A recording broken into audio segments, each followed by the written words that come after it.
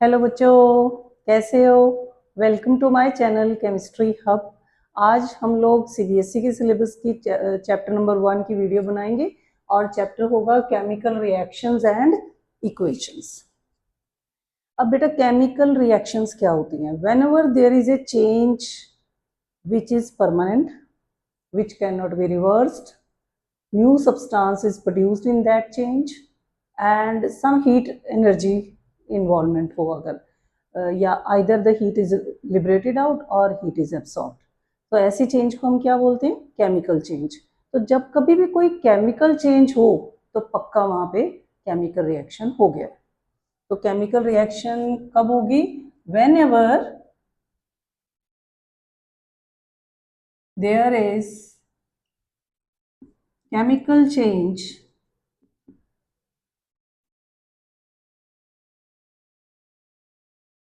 there is a chemical change, then we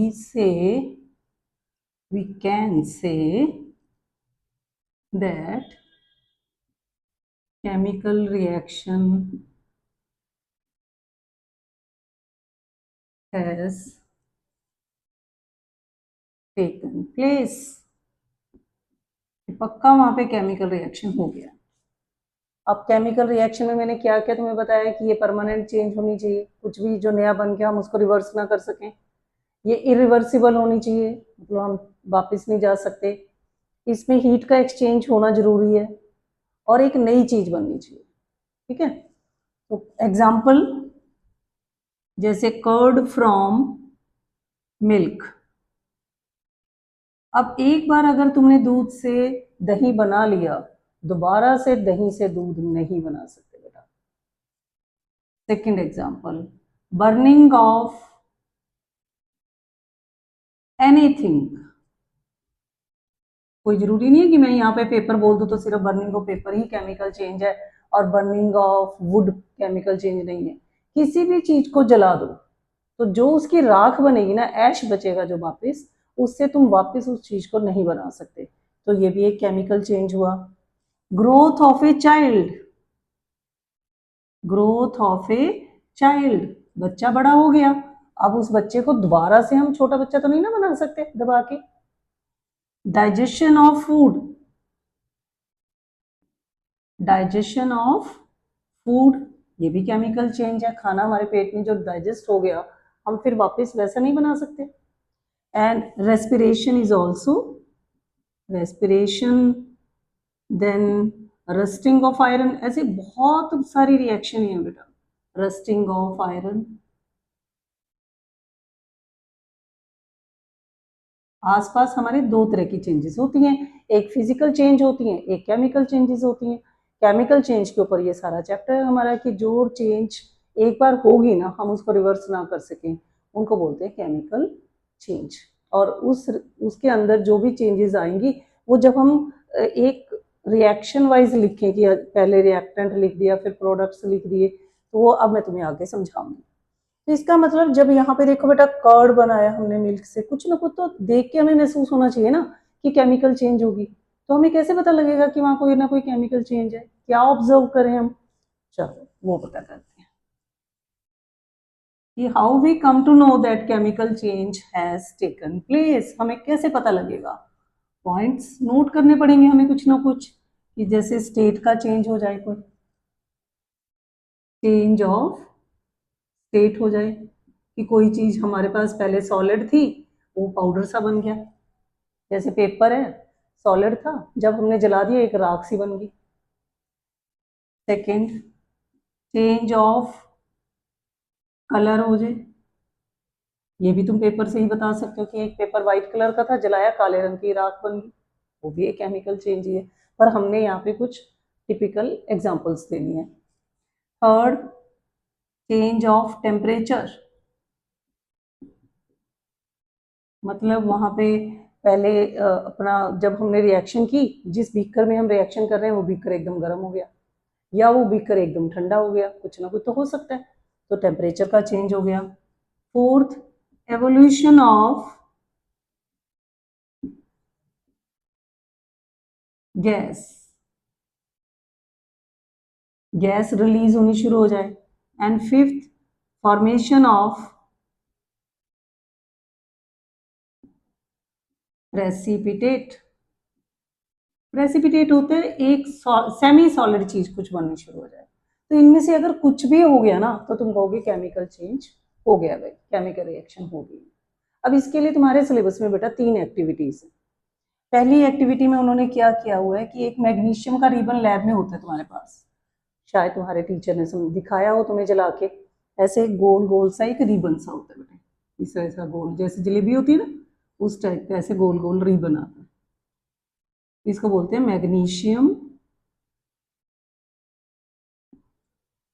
ribbon. Ribbon की shape नहीं है इसलिए इसका नाम हो गया, अदरवाइज ये मैग्नीशियम की वायर है। अब इतना सा इसका एक छोटा सा पीस लो तोड़ के, ऐसे एक अपन पीस ले लिया। अब पहले इसको सैंड पेपर से रब करना पड़ेगा, rub it with sand paper. अब सैंड पेपर से क्यों रगड़ना पड़ा, क्योंकि शायद इसके ऊपर, क्योंकि ये तो हमने लैब में रखी हुई है और लैब में तो एयर भी है, एयर के अंदर बहुत सारी गैसेज होती हैं, तो क्या पता ये मैग्नीशियम किसी न किसी गैस से रिएक्ट कर गई होगी, तो इसके ऊपर कोई ना कोई रस्ट लगा हुआ होगा, जंग लगा होगा, यहाँ पे कुछ ना कुछ कवरिंग होगी इसके ऊपर। अब वो क्या क्या हो सकती है कवरिंग, मैग्नीशियम के ऑक्साइड की हो सकती है, मैग्नीशियम ऑक्साइड। अगर वो ऑक्सीजन से रिएक्ट हुई होगी तो पक्का मैग्नीशियम ऑक्साइड का एक लेयर बन गई होगी। अगर कार्बन डाइऑक्साइड से रिएक्शन कर गया होगा तो मैग्नीशियम कार्बोनेट। तो इनमें से कोई भी बेटा उसके ऊपर एक लेयर हो सकती है, तो उस लेयर को पहले रगड़ के हमें साफ करना पड़ेगा। तो जब हमने लेयर को एकदम साफ कर दिया रगड़ के, जैसे रब करने के बाद ये ऐसे बिल्कुल क्लियर हो गया, फिर इसको एक टोंग में पकड़ के, चिमटी सी में पकड़ के फिर इसको जलाओ। जैसे ही तुम इसको जलाओगे तो इसमें से एकदम डेजलिंग वाइट फ्लेम बनेगी, और बाद में ये जो रिबन सा है एकदम पाउडर की फॉर्म में बच जाएगा हमारे पास, वाइट पाउडर बनेगा।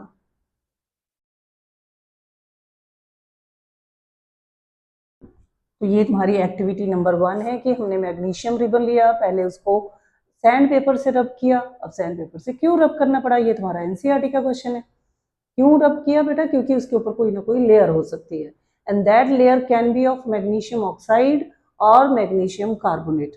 तो उस लेयर को रिमूव करने के लिए हमने उसको सैंड पेपर से रगड़ा था।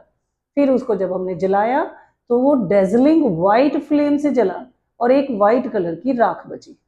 व्हाइट कलर का जो पाउडर बचा उसका नाम क्या है बेटा, वो है मैग्नीशियम ऑक्साइड। तो मैग्नीशियम ऑक्साइड का पाउडर बच गया हमारे पास। तो यहाँ एक केमिकल रिएक्शन हो गया कि जब मैग्नीशियम ऑक्सीजन से रिएक्शन करती है, magnesium metal when reacts with oxygen then it form magnesium oxide.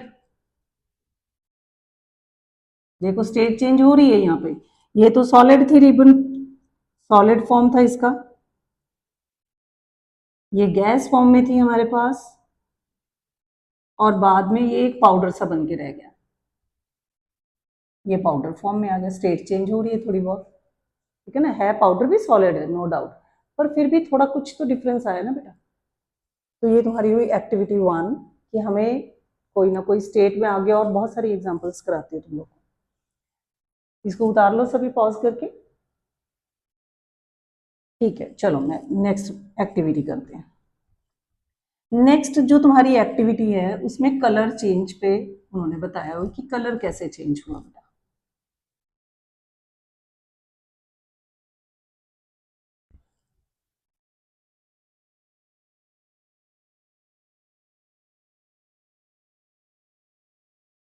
Activity 2,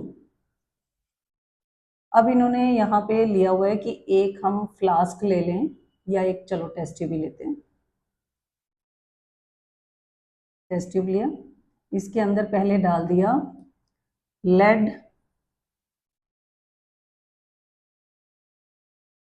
nitrate का सॉल्यूशन, लेड नाइट्रेट सॉल्यूशन वो डाल दिया इसके अंदर। फिर हमने इसमें डाल दिया पोटाशियम आयोडाइड का सॉल्यूशन, ये भी सॉल्यूशन डाल दिया। ऊपर से पोटाशियम आयोडाइड सॉल्यूशन डाला, और पहले से हमने यहाँ पे लिया हुआ है लेड नाइट्रेट सॉल्यूशन। जैसे ही हमने इन दोनों को मिक्स किया, एकदम से एक येलो कलर का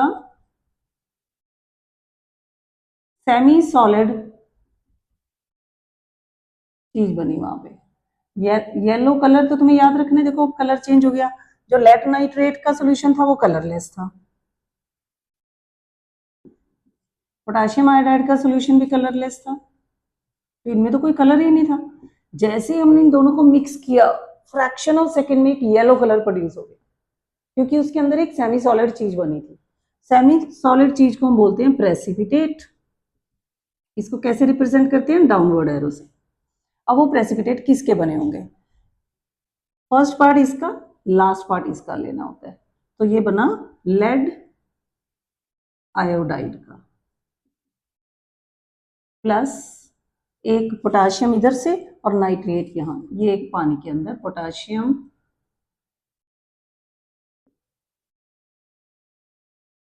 नाइट्रेट का सॉल्यूशन बचा।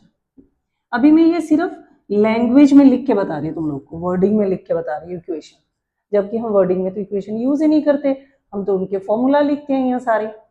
9th स्टैंडर्ड में तुमने वैलेंसी सिंबल और कैसे हमने फॉर्मूलाज बनाए हैं वो सीखे थे। फिर भी जिन बच्चों को दिक्कत आती है, बेटा मेरी ये वीडियो देख सकते हो, एक मैंने अपलोड की हुई है वीडियो, जिसमें हम लोगों ने कैसे इन सारे इनकी वैलेंसीज कैसे याद करनी है, इनके फॉर्मूलाज कैसे बनाने हैं, वो सारा लिख के मैंने समझाया हुआ है। और एक सेकेंड वीडियो बनाई हुई है मैंने बैलेंसिंग ऑफ इक्वेशन पे भी। तो ये दोनों वीडियोस जरूर देखना अच्छे से, ताकि तुम्हें क्लियर हो जाए। अब यहाँ पे वर्डिंग में लिखे ना, अब मैं इनको सिंबल वाइज बना के लिखती हूँ। सिंबल वाइज जब हम करेंगे तो इक्वेशन में बता दूंगी तुम लोग को, अभी पहले वर्डिंग वाइज ही चलते हैं। चलो, ये हो गया हमारा, कलर चेंज हो गया बेटा, यहाँ पे येलो कलर का सेमी सॉलिड बन गया। अब थर्ड एग्जाम्पल तुम्हारी जो यहाँ पे एक्टिविटी दी हुई है,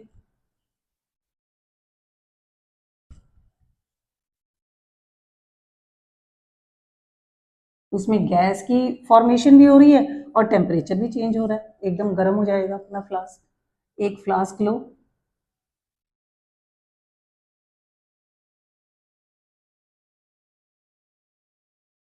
इसमें थोड़े पीस डाल दो जिंक के, इनको बोलते हैं जिंक ग्रैन्यूल्स। ये तुम्हारी होगी एक्टिविटी नंबर 3। जिंक ग्रैन्यूल्स डाल दिए, ये तो सॉलिड है। फिर हमने ऊपर से इसमें हाइड्रोक्लोरिक एसिड डाल दिया, ये लिक्विड होगा। जैसे ही हाइड्रोक्लोरिक एसिड डाला, एकदम से रिएक्शन हुई बहुत फास्ट, उसको बोलते हैं एफर्वेसेंस, एकदम तेजी से रिएक्शन हुई और गैस यहां से निकलनी शुरू हो गई, जो कि हाइड्रोजन गैस थी। गैस बनने लगी तो इवॉल्व होती है, अगर कभी भी कोई गैस बाहर निकलती है तो मतलब पक्का वहां केमिकल रिएक्शन हो गया। तो यहाँ पे क्या इक्वेशन हुई होगी? Zinc when react with hydrochloric acid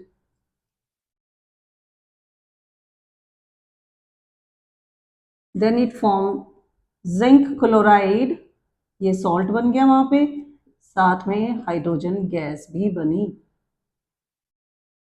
hydrogen gas. तो ये रिएक्शन हुई। फिर तुम इसको हाथ लगा के देखो, इतनी ज्यादा ये गर्म हो चुका होगा ना फ्लास्क कि हम इसको टच भी नहीं कर सकते। तो इसमें हीट रिलीज हुई थी, प्लस हीट भी बनी, हीट एनर्जी। जिनमें भी हीट एनर्जी प्रोड्यूस होती है हम उनको बोल देते हैं कि वो एक्सोथर्मिक रिएक्शन हुई है। देखो कभी हम थिएटर में भी जाते हैं तो वहां एग्जिट का पॉइंट लिखा होता है, एग्जिट का मतलब बाहर जाना।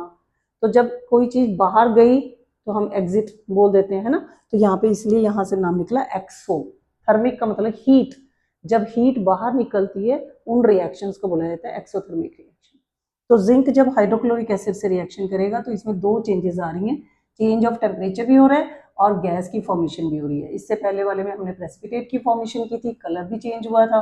तो ये कुछ ना कुछ इसमें से होगा जरूर बेटा, कलर चेंज हो जाए, स्टेट चेंज हो जाए, या गैस की फॉर्मेशन हो जाए, प्रेसिपिटेट बन जाए और टेम्परेचर में चेंज हो जाए, तो पक्का वहां पे कोई ना कोई केमिकल रिएक्शन हो गया। क्लियर हुआ? अब उसके बाद है कि इनकी स्टेट्स जो होती हैं उनको हम कैसे रिप्रेजेंट करते हैं। जो भी है, जो मैं कह रही हूँ कि ये सॉलिड था, ये लिक्विड था, पेपर में आता है कि तुम उनकी स्टेट्स भी लिख के बताओ। तो स्टेट हम बेटा कैसे बताएंगे?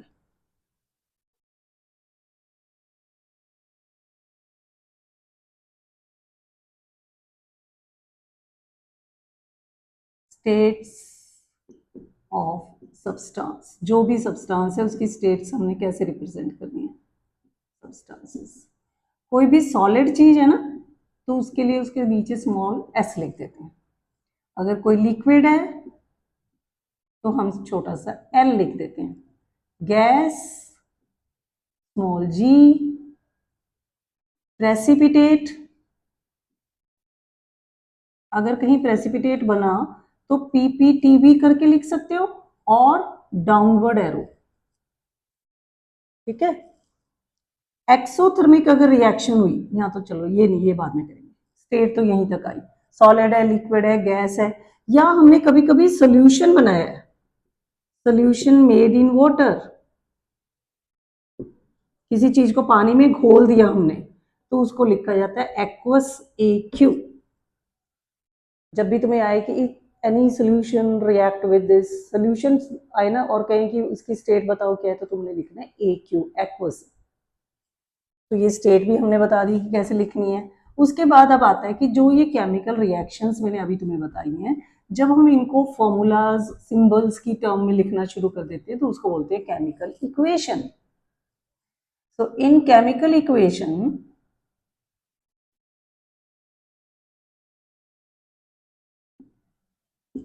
we represent various substances on the basis of their formulas. अब ये क्यों ऐसा लिखने की जरूरत पड़ी भाई? हम वैसी वर्डिंग में लिख देते, टाइम बहुत लगता है बेटा उसको करने में। जैसे एक एग्जांपल है, अब तुम टाइम नोट करना, मैं जिंक वाली रिएक्शन ही करती हूँ। Zinc when reacts with hydrochloric acid, then it forms zinc chloride and hydrogen gas। इतना टाइम लगा। अब मैं अगर इसी को सिंबल वाइज लिखती, इनके फॉर्मूले Zn plus HCl arrow ZnCl2 plus H2, कितना आसान हो गया है ना। अभी मैंने इस इक्वेशन को बैलेंस नहीं किया। अब बैलेंस होता है क्या बेटा? जो एरो से पहले चीजें होती है ना, जिनको हम रिएक्ट करते हैं, उनको बोला जाता है रिएक्टेंट्स, जिनकी रिएक्शन करने लगे हो, जो लेफ्ट साइड पे लिखी जाती है। फिर एरो का मतलब होता है इट, जो भी बनेगा वो हमने बताना है, इट विल फॉर्म, क्या बनेगा वो उसके बारे में बताएंगे। तो जो ये चीजें बनती हैं बाद में, इनको बोला जाता है प्रोडक्ट्स, ये राइट साइड पे लिखे जाते हैं। अब यहाँ पे इस इक्वेशन में जिंक, एक इस साइड देखो जिंक कितने हैं? 1। जिंक के एटम कितने हैं? H के एटम कितने हैं? 1। Cl के एटम कितने हैं? 1। यहाँ पे प्रोडक्ट में देखो, जिंक 1, Cl, H पहले लिखते, सामने सामने लिखेंगे। H यहाँ पे बेटा 2 एटम है जो जुड़े हुए हैं, तो 2 एटम्स, एंड क्लोरीन 2 एटम्स। दोनों तरफ एटम्स का नंबर तो डिफरेंट आ रहा है, सिर्फ जिंक का नंबर दोनों तरफ सेम है। तो ऐसे इक्वेशंस को बोलते हैं कि ये अनबैलेंस्ड केमिकल इक्वेशन है। It is a unbalanced chemical equation, और इसका दूसरा नाम है स्केलेटल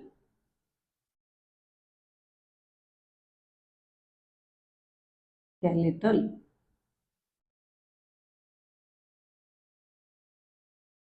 इक्वेशन।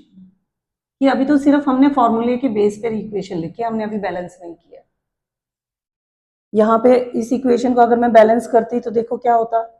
सबसे पहले कोशिश करो कि ये जो भी चीज इस साइड ज्यादा है ना उसको भी इधर ज्यादा ही कर दो। कम नहीं हम कर सकते, ये नहीं मैं कर सकती इधर Cl लेके इधर से कम करके 1 लगा दें, गलत, क्योंकि फॉर्मूला चेंज हो जाएगा। तो अगर Cl यहाँ 2 है तो इधर भी 2 बनाने हैं। 2 बनाते कभी भी नीचे नहीं लिखना बेटा, यहाँ कभी भी नहीं लिखना, फॉर्मूला चेंज हो जाएगा। हमने इसके आगे पूरे फॉर्मूले के आगे लिखना है। इवन कई बच्चे यहाँ लिख देते हैं, वो भी नहीं लिख सकते। पूरे के पूरे कंपाउंड के आगे 2 लिखा जाएगा। ठीक है, अब 2 यहां लिखा गया। इससे क्या हुआ कि H मेरे पास 2 हो गए और Cl भी 2 हो गए। देखो जो ये ब्रैकेट के बाहर 2 लिख दिया ना, इसने हर चीज को अंदर से 2 से मल्टीप्लाई कर दिया। H भी 2 हो गए, Cl भी 2 हो गए। अब देखते हैं सब कुछ। जिंक इस साइड 1, इधर भी 1। देखो जिंक 1, जिंक 1, Cl 2, इधर भी Cl 2, H इधर 2, इधर भी H 2। अब ये इक्वेशन हमारी हो गई बैलेंस्ड केमिकल इक्वेशन। तो केमिस्ट्री में बैलेंसिंग करना बहुत कंपलसरी है। अब वो बैलेंस क्यों करना है?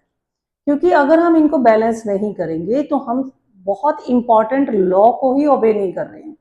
उसका मतलब लॉ हमें क्या बताता है कि टोटल मास ऑफ रिएक्टेंट, जो ये आगे वाली चीज है, इनका जो मास है total, that mass should be equal to the total mass of products.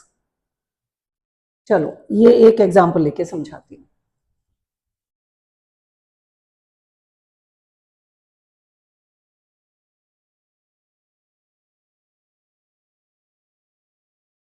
Y balancing is important? क्योंकि एक लॉ है जिसको बोलते हैं लॉ ऑफ कंजर्वेशन ऑफ मास।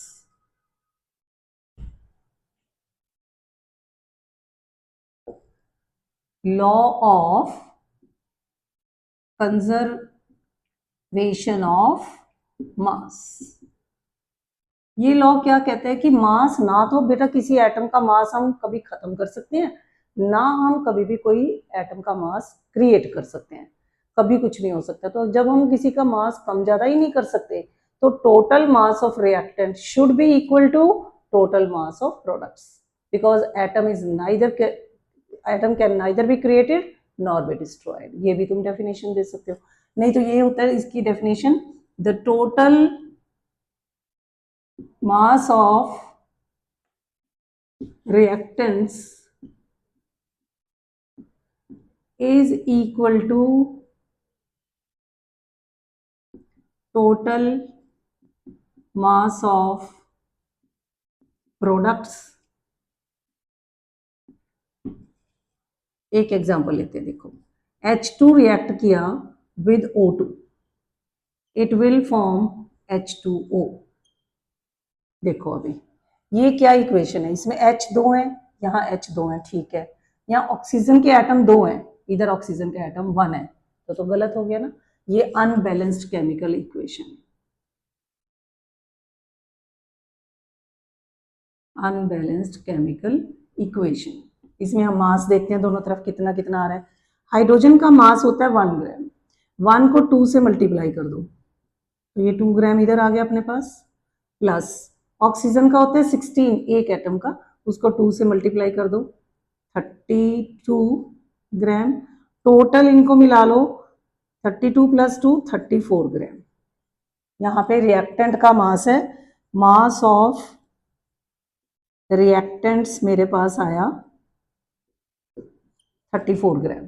अब यहाँ चेक करते हैं, 1 इंटू 2 2 ग्राम हाइड्रोजन के लिए, ऑक्सीजन 16 इंटू 1 ही ऑक्सीजन है 16 ग्राम, 16 और 2 प्लस कर दो 18 ग्राम। मास ऑफ प्रोडक्ट्स कितना आया 18 ग्राम। दोनों तो मास कैंसिल सेम ही नहीं है बेटा, रिएक्टेंट का मास तो प्रोडक्ट के बराबर होना चाहिए सर, ये तो हो ही नहीं सकता था कि ऐसे प्रोडक्ट कम बन रहे हैं, रिएक्टेंट का मास ज़्यादा है, कम तो होता ही नहीं ऐसे। तो दिस इज नॉट पॉसिबल, इसलिए इसने लॉ को ओबे नहीं किया है। हम इसको बोलेंगे कि ये गलत इक्वेशन हमने लिख दी है। मतलब सिंबल सिंबल तो हमने सारे सही डाले हुए हैं, पर law of conservation of mass को ये फॉलो नहीं करती। This equation is known as unbalanced chemical equation और स्केलेटल इक्वेशन। अब इस इक्वेशन को करेक्ट कैसे बनाया जा सकता है वो देखो आप।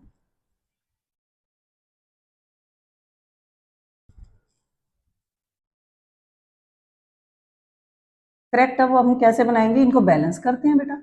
पहले यहाँ लिखे हैं हाइड्रोजन इस साइड 2 एटम है, ऑक्सीजन के भी 2 ही हैं। यहाँ पे देखते हैं हाइड्रोजन के 2, ऑक्सीजन का 1। अब इसको बैलेंस करना है। ऑक्सीजन 2 है ना, जो चीज इस साइड ये कम है इसको बढ़ाओ। बढ़ाने के लिए पूरे के पूरे कंपाउंड के आगे 2 लगेगा, नीचे नहीं लगा सकते। तो ये अपने पास आ जाएगा, मल्टीप्लाई बाय 2 कर दो तो 2 ऑक्सीजन हो गए। अब ये 2 हाइड्रोजन के लिए भी तो हो गया ना बेटा। तो हाइड्रोजन पहले सिर्फ 2 थे, अब इससे मल्टीप्लाई होगा, 2 2 जा 4, हाइड्रोजन यहाँ 4 हो गए भाई। अब इसका मतलब यहाँ पे हाइड्रोजन को भी 4 बनाना पड़ेगा, 2 लगा दो, ये 4 हो गए। अब चेक करो, hydrogen 4, hydrogen 4, oxygen 2, oxygen 2। Now it is a balanced chemical equation. ये कौन सी बन गई, बैलेंस्ड केमिकल इक्वेशन। बैलेंस कर दी हमने। अब हम इसको देखते हैं कि क्या ये लॉ को ओबे कर रहे हैं, law of conservation of mass को। उसके लिए चेक करते हैं। हाइड्रोजन का मास 1 इंटू 4 से मल्टीप्लाई होगा, ये 2 2 जा 4, तो 4 ग्राम तो मेरे पास हाइड्रोजन का आ गया, प्लस 16 इंटू 2, 32 ग्राम ये आ गया। तो टोटल मास ऑफ रिएक्टेंट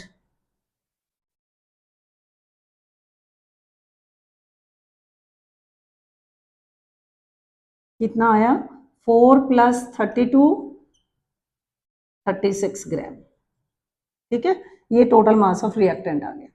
अब हमने इसको देखना है कि जब इस साइड प्रोडक्ट्स बन रहे हैं तो कितना कितना है।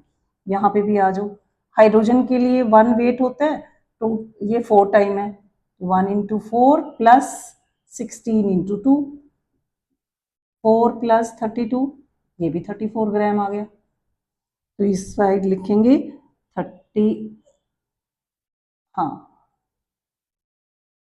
प्लस करोगे 36 बनेगा, 36 है।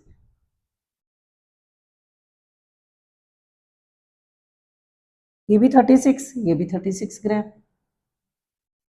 ये हो गया टोटल मास ऑफ प्रोडक्ट्स।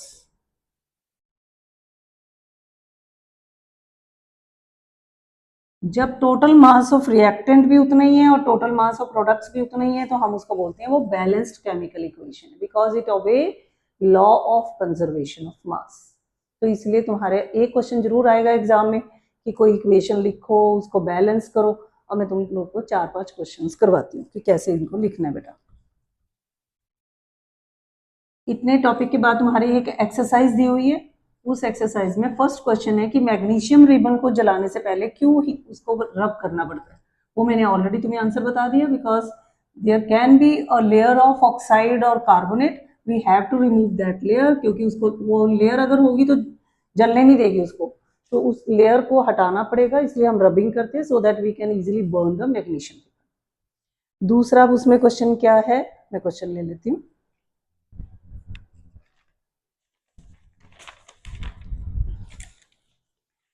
पहला क्वेश्चन है, राइट बैलेंस्ड केमिकल इक्वेशन